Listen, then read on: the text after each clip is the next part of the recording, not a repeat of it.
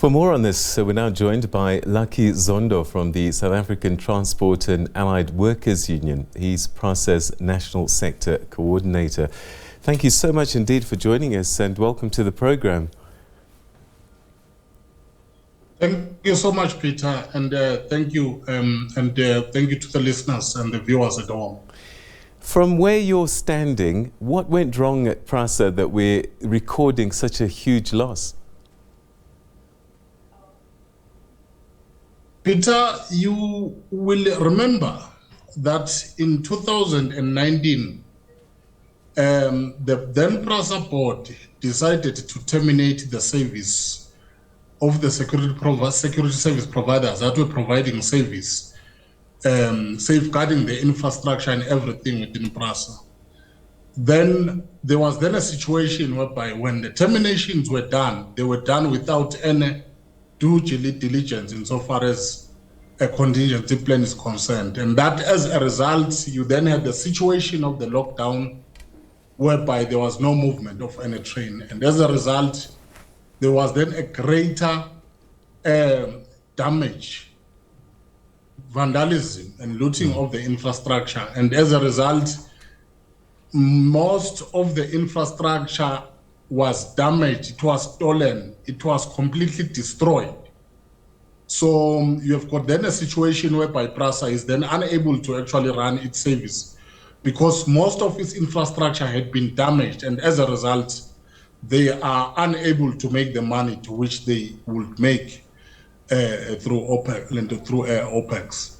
All right, so what you're suggesting is that one of the biggest single mistakes was removing the security that was desperately needed, because everything that followed was as a result of a lack of security. Precisely. We remember that when they stated their reasons for actually removing the service providers, they were saying that they don't see value for the money in which that they were paying for the service providers. But wait, then what then happened? What then happened is that as soon as there was then a removal of those particular service providers, then there was then silent, there was no train moving, there was nothing, nobody guarding or looking after the infrastructure. And the infrastructure was then damaged from a brick. Every brick was stolen, zinc and everything. It was then completely damaged, including the rail line themselves. Because as I speak with you, we can go to Johannesburg and then tell me, do you still have trains that are coming from Johannesburg and going to Springs? You look at the rail, there are no rail lines, they were removed.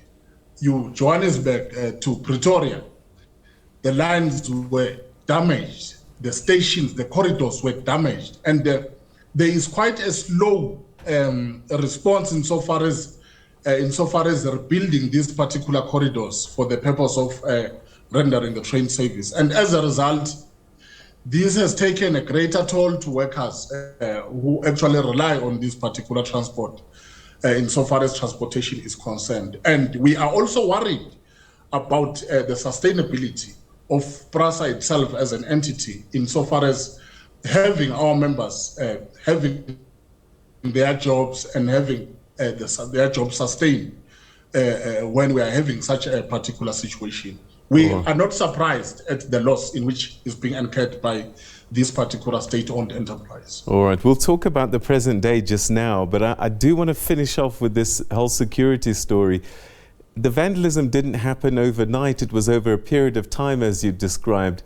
Were the management of PRASA approached once incidents of vandalism started occurring, and did they ignore it over a period of time, or is it a question of they woke up 2 years later to find out that this has been going on?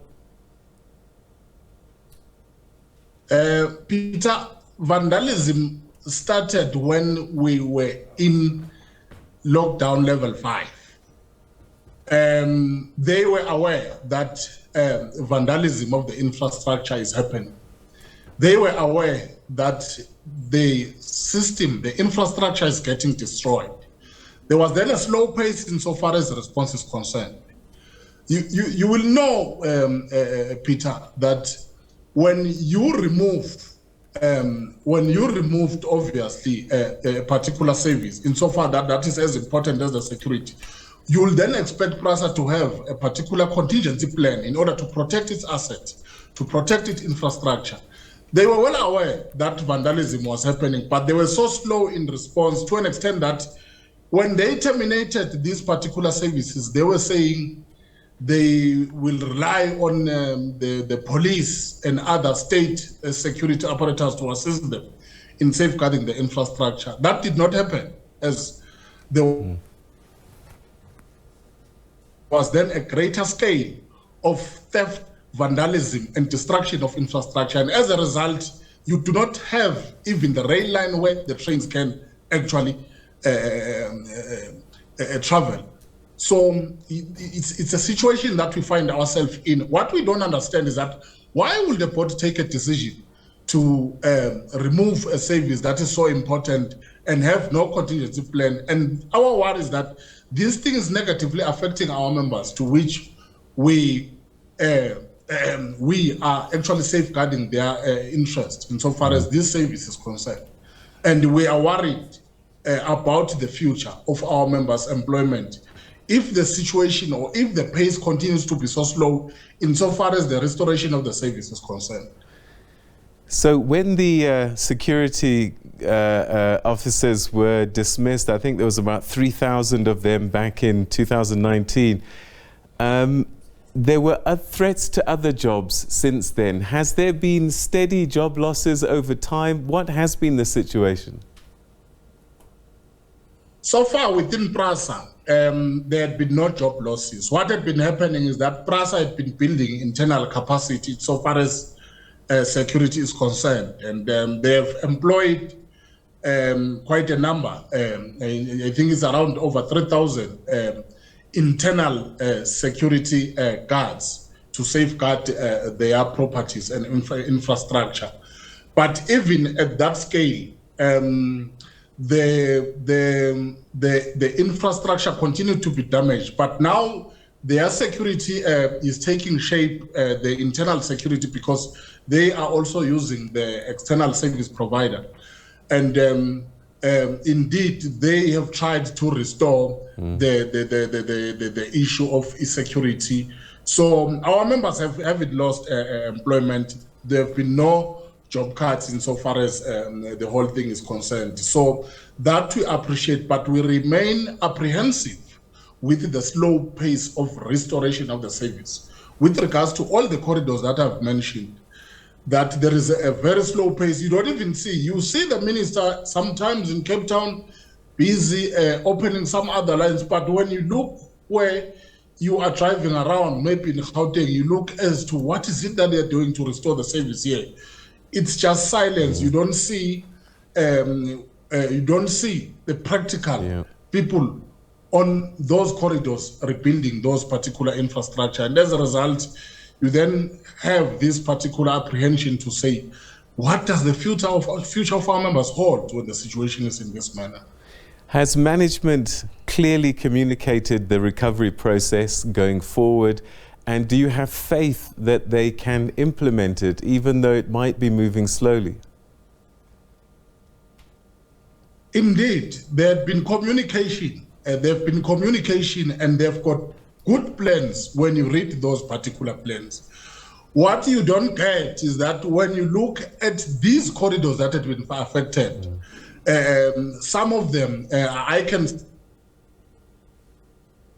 say that at Park Station you can see that there is some other works that are being done. On the Lillara-Johannesburg line, you can see they are doing something. But on other lines, there's just completely no action, nothing at all, whereby you can see that, oh, yeah, they are busy building, or at least now they are restoring here. So as a result, you then get to see these very good plans written down in black and white, and various announcements being made. But you just get a sense that this thing is being announced, here it is on paper, but the practicalities is that you don't see people on site. Because when you see people on site, it's where then you see that, oh, at least now you'll have a situation where the whole infrastructure will be restored and our members will be back at work and work in a very safe and workable environment. as everything was destroyed. Mr. Zondo, we wish you and your members the best, hoping that this turnaround happens and happens much quicker. But thank you so much indeed for joining us on the program tonight. Thank you very much, Peter, and thank you very much to the listeners at home, the viewers at home. Thank you. Good night. All right, that was Lucky Zondo from the South African Transport and Allied Workers Union. He's PRASA's National Sector Coordinator, speaking to us about the challenges that the members attached to the transport sector, particularly PRASA, are challenged.